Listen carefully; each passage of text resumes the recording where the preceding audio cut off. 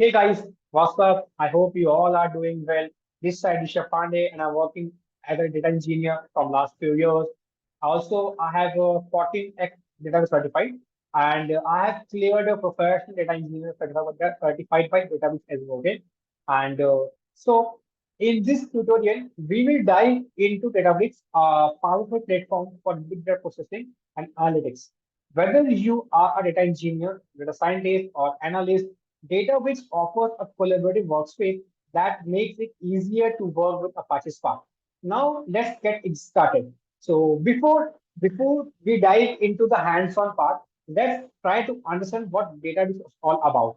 Okay, let me share the whiteboard so that I can explain you much better. Okay. So I mentioned that two things. I mentioned two things that is Databricks, and the second thing is Apache Spark. So the first question which arises why I taking these two things together. Because if you want to work on the Databricks, before that you should have a basic knowledge of Apache Spark. Like what is Apache Spark, and just 1 second, what is Apache Spark and Hadoop, right?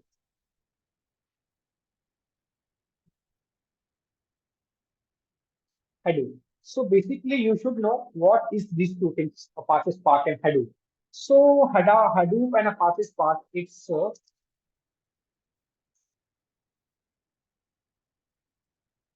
big data framework it's a big data framework that we require to store and process big data in a efficient manner, right? Previously, previously, Previously, we are using Hadoop, and now we are using Apache Spark. So why it is so? What is Hadoop and what is Apache Spark? So I already mentioned that it's a big data framework that we are using to store and process our big data in an efficient manner. But now why we are using Apache Spark and why we move from Hadoop? So there is some two things. Let me write it about those things as well, right? Let's come about Hadoop and then this part.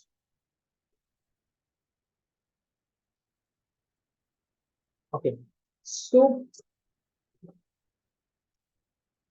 Hadoop Hadoop uses map reduce model, right? Map reduce model to read and write, cycles. Okay. And I'm not going to tell you much about this Hadoop and Apache Spark because this tutorial is all about Databricks. So I'm just giving the basic understanding of Apache Spark and Hadoop because Hadoop, you should know what is Hadoop and Apache Spark before get hands dirty in Databricks, right? So Hadoop uses map-reduce model to read and write cycle. And in by the use of Hadoop, when you want to read something, so you have to read again and again, right? So that will it will reduce the process. It will take lot of time, takes a lot of lot of time, and reduce it.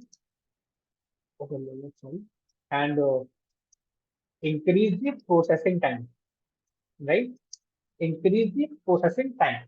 That means, and in the comparison of Apache Spark, why this is not why Apache Spark is good in comparison of the Hadoop? Because it stores the intermediate results into the memory. Okay, intermediate result in the memory, results into the memory. So,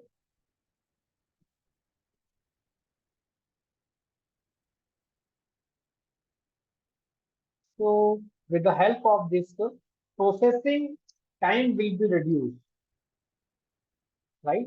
So that's why in the current time, in current market, Apache Spark is a very good option to use to handle your, good data, right? So this is just a example. Now, there's one more point which I would like to tell you guys. Let me just, okay. So Hadoop and Spark. So basically, Hadoop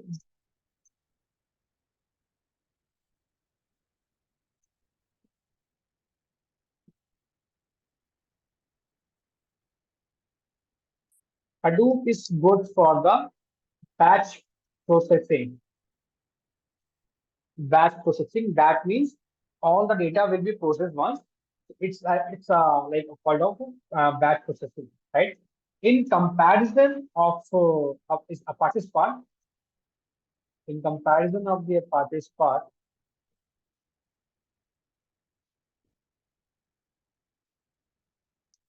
Apache Spark can handle batch data more efficiently and streaming data as well. What is streaming data? What is streaming data? Streaming data means that the data is continuously generating and continuously coming. Like the sources are like Netflix, Facebook, and Twitter, Instagram. This is a source of streaming data. So Apache Spark is more reliable to handle streaming data as well, and the most efficient to handle batch processing as well, right? But in comparison of the Hadoop, Hadoop is only able to process batch processing, not able to handle streaming. That's why we have moved forward from Hadoop to Apache Spark, because Apache Spark provides some other advantages as well to us, but I'm not going to deep dive into that thing. But one thing which you should keep in your mind is that Databricks, right? So let me just try to understand this thing as well. Like Databricks was founded by the creators of Apache Spark. And why they have why they have created Databricks? Because they want to enhance the experience of Spark. That's why they created Databricks. And what is the advantages of Databricks? Databricks means just once again, right? So Databricks, it provides the collaborative platform to work together for and to data engineers, data analysts, and machine learning, machine learning engineers, right? So these three can work together in a collaborative manner by using database as well. So this is just this is just a basic understanding of Databricks. So we have covered. So what till now we have covered? We have covered Databricks. We have covered Apache Spark. We have covered Hadoop, basic knowledge of Hadoop. And now what? Now we can just try to understand by the practical. And before that, let's get to know that how we can set up the account. Okay, just 1 second. Now try to understand how we can set up the account to work on a database. So for that, you have to log in into the database.com, right? You have to log in to database.com. So you will get a page like that. Here you have to create you have to create database account. You have to give the first name, right? You have to give a first name, and you can give at your email ID, whatever the email ID you want here, right? Just give that email ID. You can describe the company XYZ, data engineer, phone is optional, countries, then you can click on continue. Okay. So now, so now here what you have to do, you have to choose a cloud provider that what cloud you want. I mean, you want Amazon Web Services, you want Microsoft Azure, or you want Google Cloud Platform. So you can choose any of these, okay? And you can just click on the continue. But I don't want to choose any of the cloud because I want to work on the community edition. For this, you would require some payment subscription now. So I would recommend if you are new to Databricks, so always go with this community edition. So click on this to get started with the community edition. So once you click on this, so I mean you will get the one confirmation email and you have to sign up using that. Okay, so I already have signed up, already have signed into my account. So once you sign in, you will get the UI like this. Okay, once you have signed in, you will get the UI like this. And once you click on the side panel, you will get to know some features. I mean, some options you will get. Once you click on this, you will hear. So what I told you about Databricks, that it's a collaborative platform where machine learning enthusiasts, data engineers, and SQL analysts, I mean data analysts, can work together in a collaborative manner. So here are those three options. So whether you want to work for data engineers, whether you want to use the features of machine learning, and if you want to use the feature of SQL analyst points, so those three you can use here. SQL endpoint is not here because I guess that requires some premium subscription to work on this. Right now you have two things. First thing, data engineering workspace and machine learning. So I will try to come. I mean, I will try to show about the data engineer science, right? So we are on the data engineering workspace. So here you will get some five options. First is create a workspace, recent, search, data, compute, and workflows, right? So how we will going to start. Firstly, you have to click on this create. Once you create and click on the create, you will get three options: a notebook, table, and cluster. Let's start with the notebook. Once you click on this notebook, the notebook has been created. Okay, now you can just rename your notebook like intro Databricks. Okay. Now this notebook has been created. So why we would require this notebook? I hope you guys have used a Jupyter notebook as well. So that the same is here also. This is a notebook. In this, we have this command number one. That means this is a cell. And in this cell, we have to write our logic. I mean, we have to write some codes here to get the output from them, right? So this is a command cell. And if you want to add more cells, you can just click on the plus sign from here.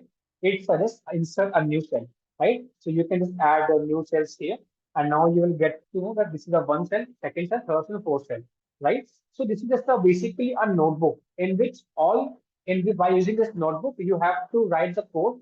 So whatever the code you are writing here, let's suppose if I write the code, that's you should keep one thing in your mind. Right now, the notebook language is Python. I mean, you can decide which language you want to use to write the code in this notebook. Right now, by default, it's Python. But if you want to use SQL, Scala, R, you can choose any of those language here, and in which you are comfortable, you can just choose those language and start using the notebook. Right now, I'm going to use SQL. Okay. So once SQL, you just try to convert it. Now the notebook has been converted from Python to SQL. Now the first command which we should require, right? Let's suppose write some one command. Okay, that is create database if not exist, right? Like test database. Okay, so this is the SQL query to create one database, right? This is SQL query to create one database. But when I click, so from here you can just run the cell. So this cell will going to run. But now it is showing the thing that you have to attach to a cluster. Now the question arises, what is this cluster? Cluster means that this is just a notebook. You can't run the queries without any compute. You definitely would require some compute to run the queries because what cluster is, because cluster will provide you some virtual machines so that whatever the queries you are writing here and whatever the data you are getting, you can just, divide those data into the executors and nodes and all the things will be done by the cluster, right? So that's why for all the queries you have written in this notebook, that queries will be give the output by once you attach those once you attach the notebook to the cluster. If you don't attach this notebook to the cluster, no compute. That means you can't able to run this query. So to run this query, you would require the cluster as well. So now from here, the okay, now from here, this is the compute part. Once you click on the compute part, you will get two options. First option is all-purpose compute, and the second option is job compute. Now there will be two differences. What is all-purpose compute and what is job compute? So let me explain you. All-purpose compute itself resting its name that all-purpose. That means it will used by all the members of the team. That means if suppose if you have more than one members in your team. So they members, all the members of the team can use this cluster interactively. That means all the members of the team can use the same compute to run their queries in the notebook, right? But and that will be costly as well. And for all-purpose compute, right? And apart from that, there will be one more option that is job compute. So job compute will be specifically to one job, like suppose whatever the job you have created, the job compute will be specifically to that job only. That means, and right now, if you are working on the development phase, right? If you are working on the development phase, so all-purpose compute will require, right? Because you want to just test the things with the team members and all.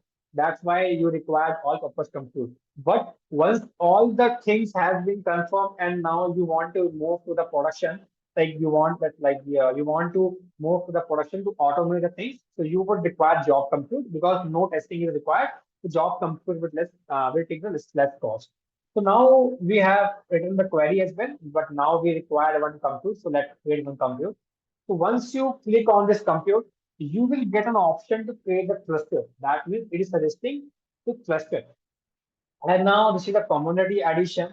So we have one driver, 15.3 GB in this, and two cores and one database unit. What is this DBU?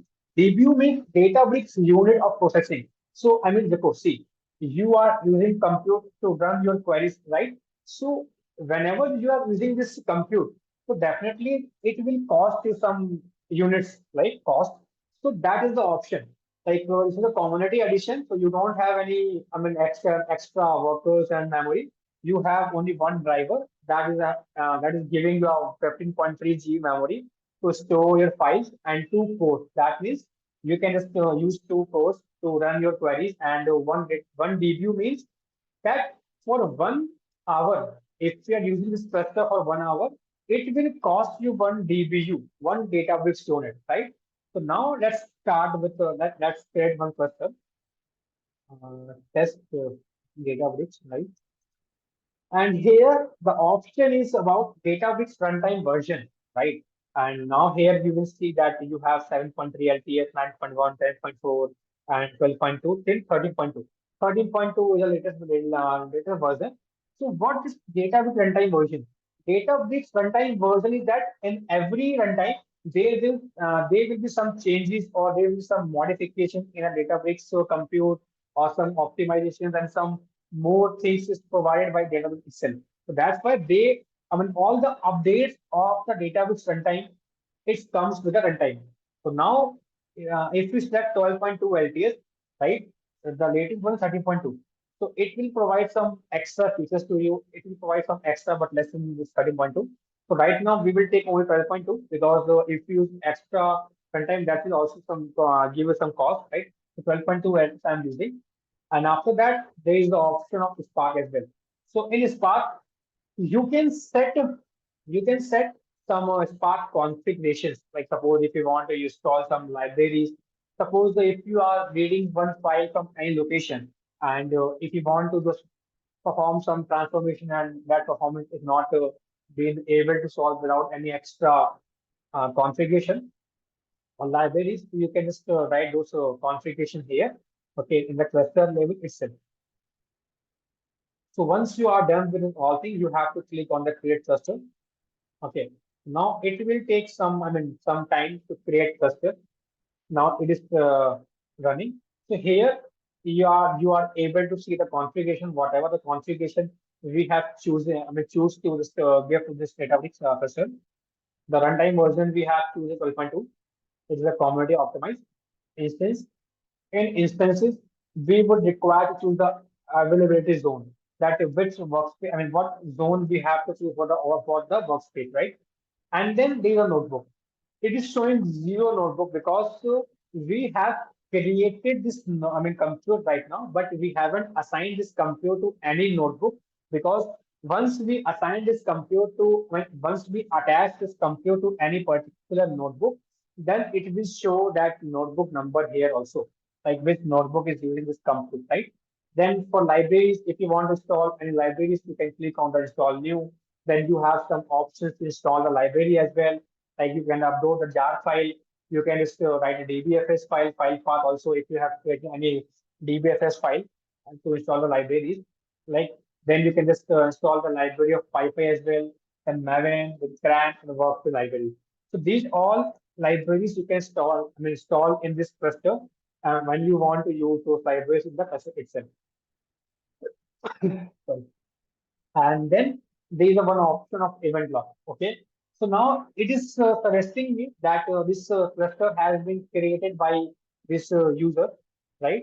So now it is created by me, and once this cluster is being ready, you will get two more options. It's suggesting that the driver is healthy. That means now the driver is healthy, that it can run.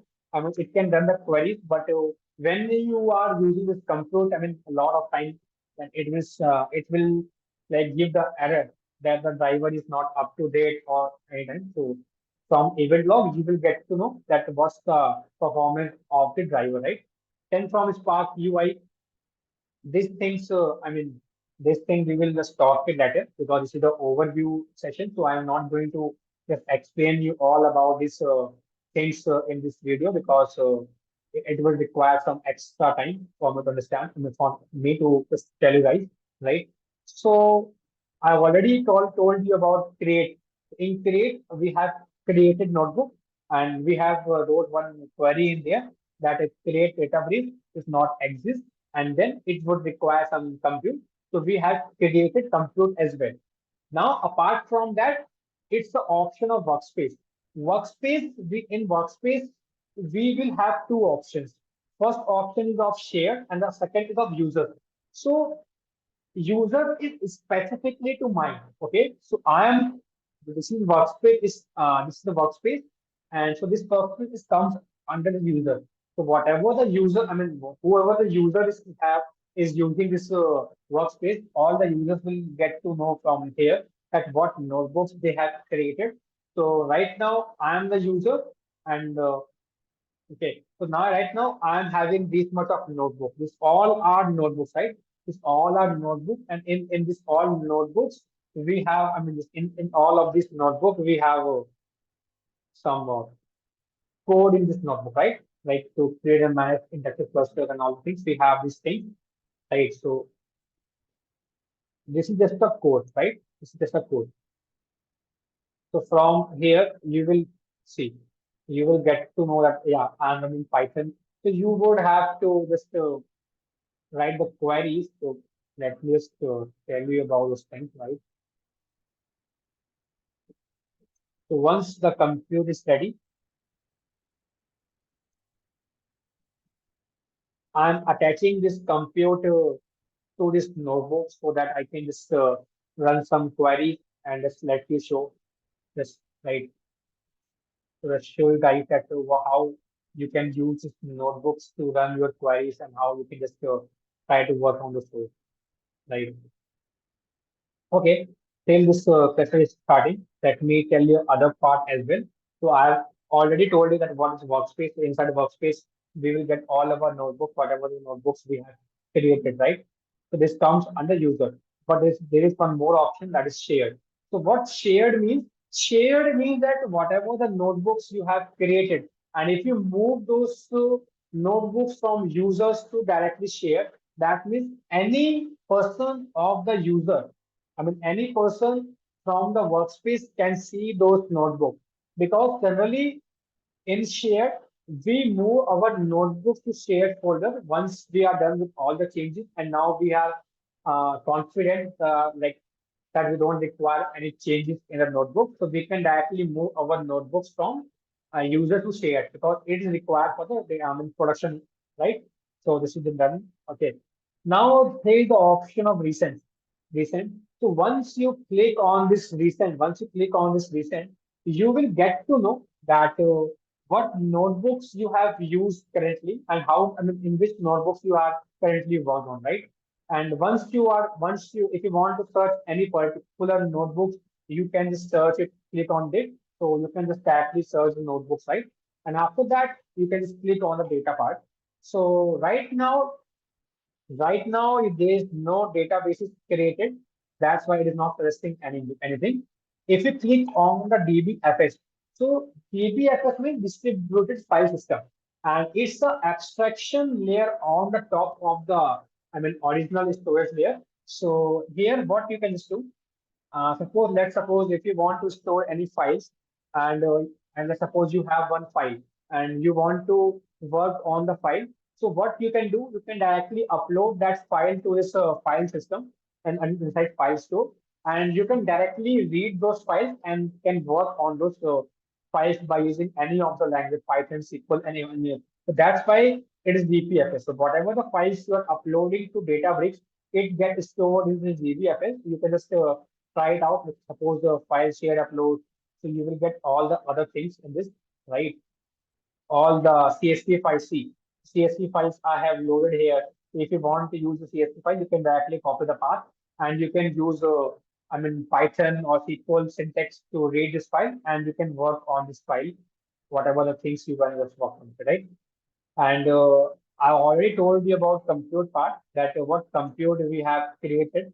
Like so, this compute is already is creating, and now as you can see here, the state is computed. That means this compute is already created, right?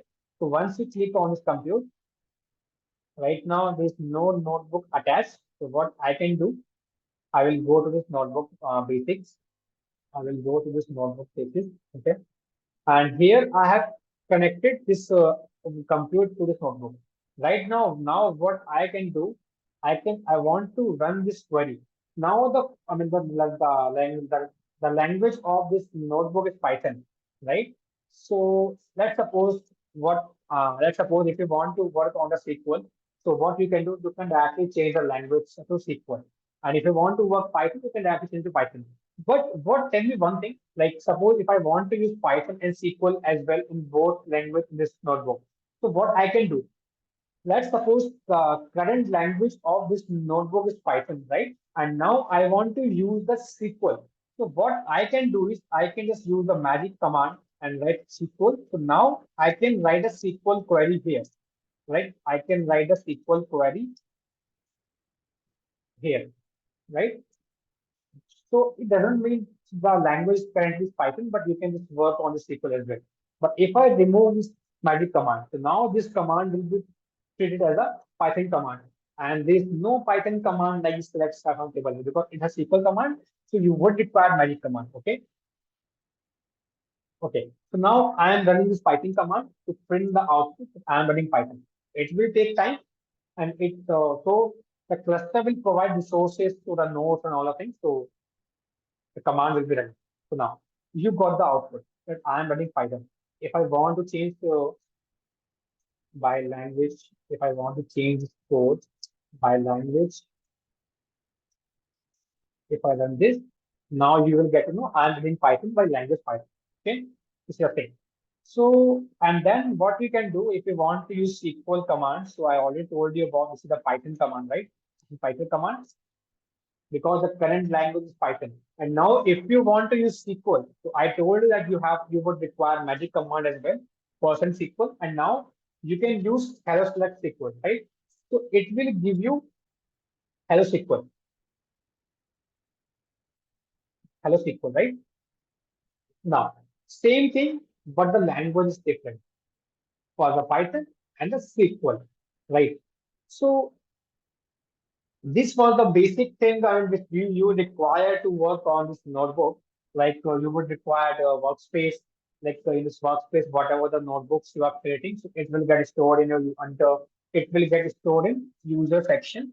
And if you think that yeah, the notebook will require no changes, and if you are working in a production environment, so you can directly move your notebooks. I mean, you can directly move your notebooks from other sections to the production one. Okay. Now I told you about create, I told you about workspace, I told you about recent, I told you about searches, data as well, not data. I told you about compute, right? Now what I want is I have created one notebook, right?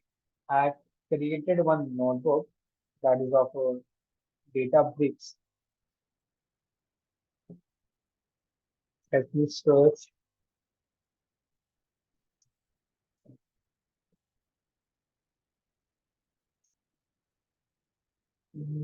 Okay, nothing. Let me create one notebook, right? So here I will just keep the name as into Databricks,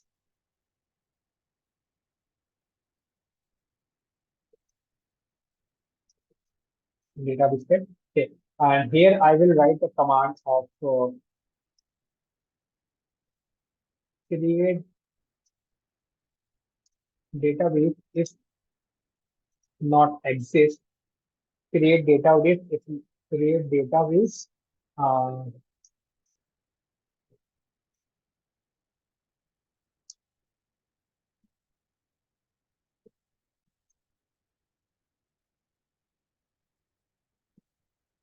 okay, got it. Right here. Okay. Okay, so this is the command. Now it is giving the output as okay. That means your database has been created. So once you click on the data part, you will see that one database has been created. Inside this database, there is no table. So for that, you have to create one. You have to create one table inside this, right? So once you create any table inside this database, so that table will be showing in this database, right? So right now, the only the database has been created, but no table has been created. So you would require to create table, and you would require some tables, right? So I told you about data. I told you about search, recent, workspaces, create. I told you about DBFS as well, right? And I told you about compute as well, like what all purpose compute requires and what is job compute. Then the next part is about workflows. But right now, workflows is not having subscription. I mean, you are working in the community edition. So right now we don't have access to this workflow. But let me explain you about workflow as well. Just give me 1 second. Like, like, yeah. So I told you about notebooks, right? I told you about notebook clusters, right? Clusters and then data, right? Workspaces and next part workspace. And the next part is about workflow, right? So basically, this is completed. This is completed. I told you about data as well, the workspace as well. And now the next part is about, and now the next part is about this, what I can say, just this workflows, because we don't have a subscription to that level so that we can access this workflow. But I can tell you about what is workspace exactly is, right? Just give me 1 second. So workspace, not workspace, workflows, right? So inside workflows, we will get three things. First is job, like job. Second is job runs, and third is delta life tables, right? Delta life tables. So basically, you don't have subscription, so you would require So for to work on the data life tables, you would require some pay as you go subscription. So after that thing only you will require, you can work on this data life table. But I can tell you about what is job and job runs, right? So I told you that I suppose we have created notebook, right? We have created uh, we have created one notebook, right? And in this notebook, let me just tell you about. In this notebook, we wrote some command. Let's suppose we wrote one command as XYZ. Okay. In this notebook, we are using language as Python. Just let me tell you about. We are using Python language or SQL language. Okay. And Python language or SQL language. And in this notebook, we have created some XYZ code. And now I want that this code should be run every day at any particular time. Okay. That means I want that this notebook, let's suppose, I want to schedule this notebook. That means I want to schedule this uh, notebook to run every day every day at 10 a.m. Okay. So what things I have done? I have created one notebook, and in that notebook, I am using Python language or SQL language, and I have wrote some XYZ code in that in the language of Python and SQL. Okay, and now I want to schedule this notebook to run every day at 10 a.m. Okay, so once you schedule, let me just show you the example. Just give 1 second.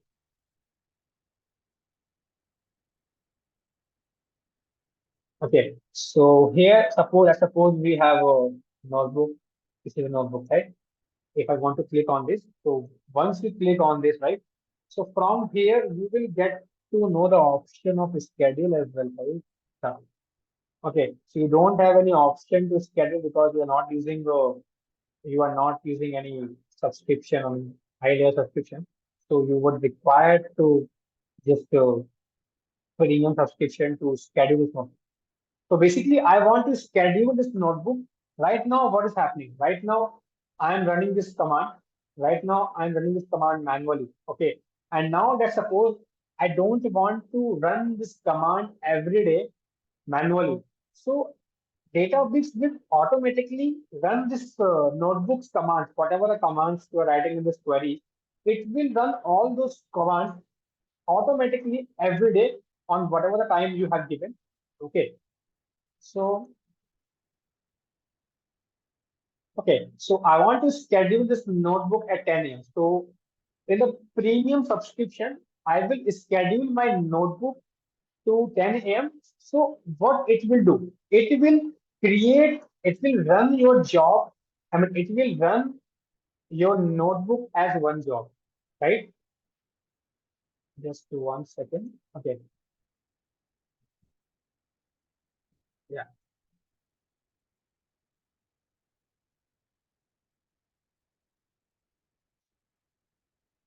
So it will run your notebook as a job at every time. I mean, every day at 10 a.m. So in this job section, when you click on the job section, so whatever the name you are going to give for this job, it will show under this. Let's suppose I have given one job name as, let's suppose, uh, just 1 second. Let's suppose I have created one job. I mean, I have scheduled this notebook and I've given this name as Databricks run, right? Databricks run. So one job will be triggered here, right? So it will run as a one job. So inside this job, when you click on this job part in the workflow, you will get to know that here, what is written here then? Here, the Databricks, run. So this job is comes under this job job thing. So you can just get to know that how many jobs you have created. I mean how many notebooks you have scheduled to run as a job. Okay. And let's suppose I mentioned that you will create one notebook and you will schedule this notebook to run every day at 10 a.m. Okay, so this will create one job that you can check from in this job section. But I want to check the every run. I mean, I want to check this notebook, like what output it is giving every day. So that output we can check from the job run, not from the job. We can check, get to know from that, I mean, those things from the job runs. Okay. So, because job is, let's suppose I have scheduled this notebook. So, scheduling this notebook will trigger one job. I mean, one job will be triggered here. Okay. And inside this job, we will have multiple job runs for every day. If I'm just running this notebook every day, so we will get to know every day run that what output we got from the notebook, right? So in this, we will get what we will get. We will get notebook runs for every day, right? So this is the thing. So two things I have covered, two things I have already covered. This right? And now the third thing is delta life tables. What? Delta life table, I'm not going to tell you about right now because it requires some advanced concept. So, and it also requires some good subscription level, pay as you go subscription. So, okay. So this is the high level, right? So this is the high level overview and a high level understanding of Databricks, like how what is Databricks and how you can set up your account. And I already given you all the concepts regarding Databricks from the basics, like how we can create notebook, how we can create, how we can create compute, like what compute is, why, and what is DBU. Like I already told you about what is DBU and what is notebook, right? What is notebook, what is compute, what is clusters, what is event log, and all the things I already covered. So this is just the UI, right? So you only have to work around these things. You have to work on these things. So I already told you, right? So let me just give the So right now, yeah. So I already mentioned you all the things. I covered all the things that should be, that would be required you to understand. So I told you about create, workspace, recent, source, data, compute, workflows. So you will get through this workflow once you got the premium subscription. So you can work on those section later. And you don't have any SQL endpoint right now because you don't have subscription, right?